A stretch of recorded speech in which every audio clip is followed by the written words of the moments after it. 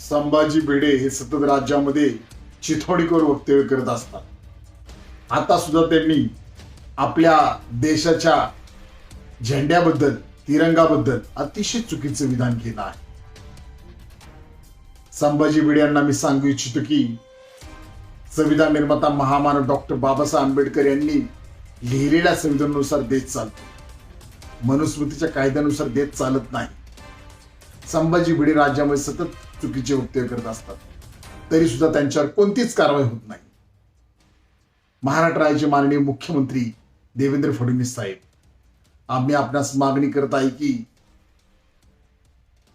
संभाजी भिडे यांनी आपल्या देशाच्या झेंड्याबद्दल, तिरंगाबद्दल अतिशय चुकीचे विधान केलं आहे.